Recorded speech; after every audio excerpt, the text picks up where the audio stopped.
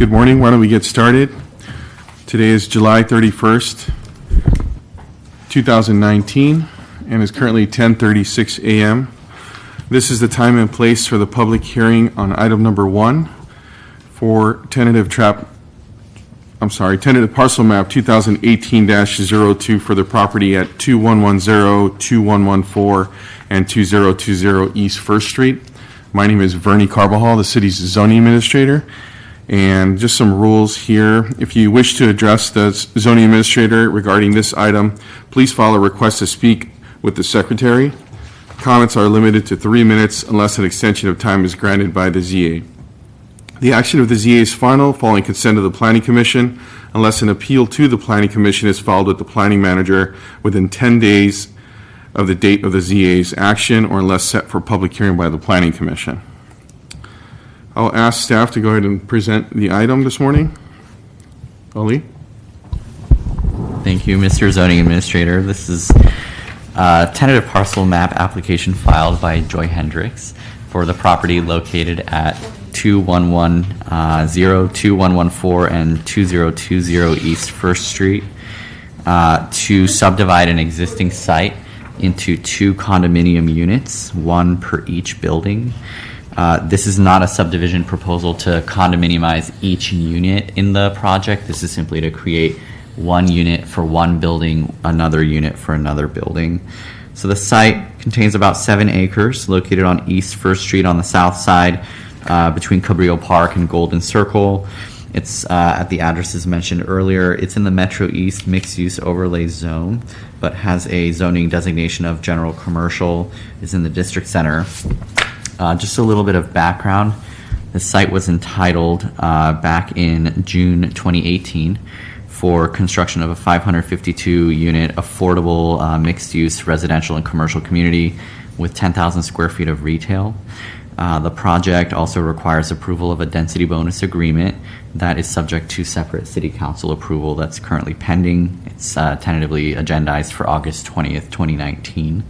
So toward the end stages of the project, the applicants, due to financing issues, begin broaching the topic of a subdivision to subdivide each building into 1 unit for financing purposes. Essentially, one of the buildings is a family building, the other one is a senior building. The complexities of that, coupled with mixed-use developments within these projects, sometimes necessitates the need for different financing sources that are best suited when the property is subdivided. So the subdivision map application was submitted shortly after the site plan approval, which staff evaluated with the help of the Public Works Agency, Fire Authority, and Building Division to ensure that it conformed to all local codes as well as the State Subdivision Map Act. And once the plans were in conformance with all of our requirements, staff basically recommended approval. When it comes to CEQA, the project is exempt pursuant to Section 15162 of the CEQA guidelines that speak to previously prepared environmental impact reports, ensuring that no new significant changes in circumstance or setting or new information or mitigation, all that arises. So staff evaluated that and found that the project is consistent with the original and the subsequent EIRs that were prepared for the Metro East Mixed-Use Overlay District. I do want to just clarify that in the staff report and resolution, there are erroneous references to the site being less than 5 acres. That was an oversight. The site is 6.89 acres, but nonetheless is still subject to that Section 15162 in the CEQA guidelines. So based on that, staff is recommending approval of the project, but would also like to just clarify some additional items in the resolution. In Section 2 of the resolution, the last paragraph references again the site being less than 5 acres in size. The sentence that contains that statement needs to be edited to simply state the project site is located within city limits, period, and delete the phrase "and is less than 5 acres in size." And then also to provide clarification in Exhibit A, the conditions of approval, that item number 6, prior to final map approvals, should be added a phrase prior to final map approvals by the City Council and prior to recordation, comma, a density bonus agreement must be executed between the City of Santa Ana and the property owners and or developers. And with that, I'd be happy to answer any questions at this time. Thank you, Ali. I did have similar concerns with the comment, and thank you for clarifying that it was erroneous on the environmental section there pertaining to 5 acres or less. As the report states, the property is just under 7 acres in size, so thank you for making that correction, and we'll add that to the record to make sure that those 2 sections of the staff report and resolution are amended. I had one follow-up question pertaining to the subdivision. You mentioned that it was for financing purposes, is that correct? Correct. And this is consistent with other projects that have similar funding sources? This is part of a rarity of projects, essentially, that are large enough to kind of trigger the need for a subdivision to do this. So I don't recall any recent instances where the city was informed that it was due to financing issues. But the city has been broached with this question in the past for affordable housing projects. And it looks like the applicant. Sure. Sure. So this is a very, sorry. Can you please state your name for the record, please? And Sure. you just hit the button on the mic. Thank you. Mindy Rex with the Pacific Companies. Yes, this is a very, very large project for a tax credit project, for an affordable housing project. And so at the time that we were trying to move it forward and entitle it and get debt and equity to be interested in it, we were just dealing with the sort of the effects of tax reform that was recently passed. And it became apparent to us that in order to have most of the market interested in looking at the project, it needed to be smaller because it was extremely outside the norm in terms of how big it was. So we basically split it into 2 projects and were able to finance it successfully that way. That's basically the reason. Thank you. And only I didn't note that there are conditions of approval to submit conditions, CC&Rs for the project for reciprocal access and maintenance of over the entire site. Is that correct? Correct. So even after the site, if it were to be parcelized, there would have to be additional access agreements and CC&Rs recorded. The applicant has already submitted a recorded reciprocal access agreement with the adjacent property at 2020 for the broader site. Thank you. And one last question related to conditions of approval. I'm looking at that same condition, number 3, pertaining to CC&Rs for the project, and it does specify landscape maintenance. There's another condition that speaks to general property maintenance. Is there any sort of property maintenance program or plan that is part of this project or the previous entitlement? The previous site plan approval does not contain any sort of property maintenance agreement language. Okay. The staff feels satisfied with these 2 conditions to ensure that the site overall will be maintained? Yes, and these conditions are consistent with all other subdivisions in the city. All right, thank you. And then that last condition, number 6, thank you for clarifying that. We'll revise that to make sure the applicant is aware of the exact point at which the map would be approved, again, being contingent on the approval of the density bonus agreement by the city council. And so the applicant is aware of that condition and agrees to it? Yes. All right. So that's the remainder of my questions. Does the applicant wish to speak or give a brief presentation or anything? Not unless you need one. All right, thank you. We'll go ahead and open the public hearing for the item, and I'll ask the secretary, have we received any written communications on this item? There have been no direct communications in relation to this item, simply just some ancillary communications between the adjacent St. Jean School and this property related to the project as a whole. All right. Thank you. I see some folks that are here this morning. Does anyone from the public wish to speak on this item? If so, if you can just approach the microphone and provide any commentary that you might have on this project.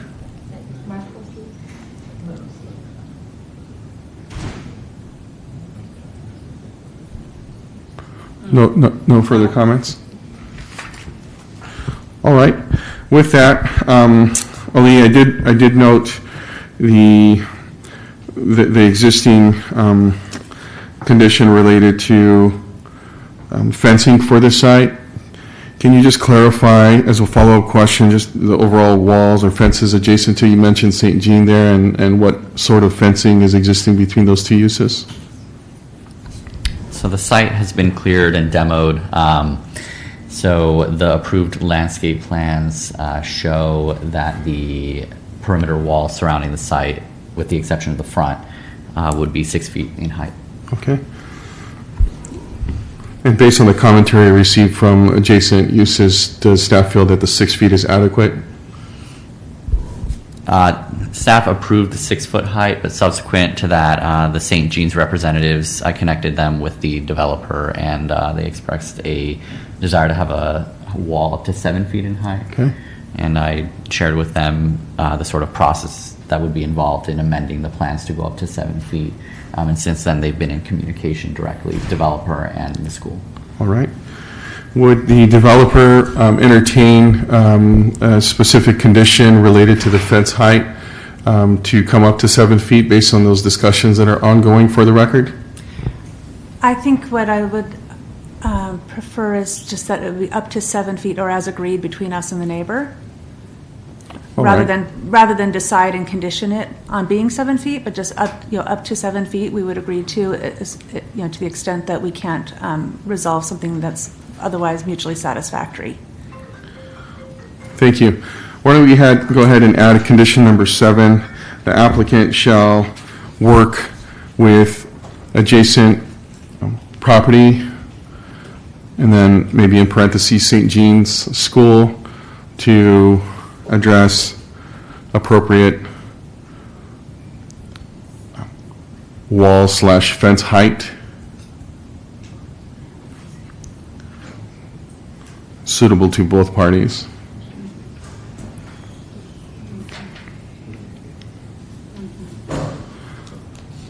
When appropriate, I noticed a question I have, so just let me know when it's appropriate to ask it. Sure, this would be a good time to ask a question. Okay, I'm reading condition number 3. It discusses CCNRs. I think technically we're doing a reciprocal easement agreement, but I want to make sure that we're kind of using that interchangeably, or if Ali wants to specify that. You mentioned that we provided a draft, and I think it was a reciprocal easement agreement, but I'm not, I want to make sure that we don't end up in a language issue here. Sure. So what has already been submitted for the overall development site addresses the access between the project site and the building at 2020 East First Street, the bluish colored office building. Mm-hmm. And that's to ensure all life safety access for fire and building and ambulances and all that. Then what this condition is referring to is if this subdivision were to be approved and recorded, then the city needs to ensure that CCNRs are in place within the project site as well to Mm-hmm. ensure maintenance and access between each unit Sure. and the master site. So we've been drafting such plans as we do anytime we do a condo map, and I'm just not sure whether we're calling them CCNRs or reciprocal easement agreements. So do you have is there a distinction in your mind between them that we need to maintain, or are you open to either as long as it's acceptable to the city? I can entertain that with council really quickly. Okay. Yeah.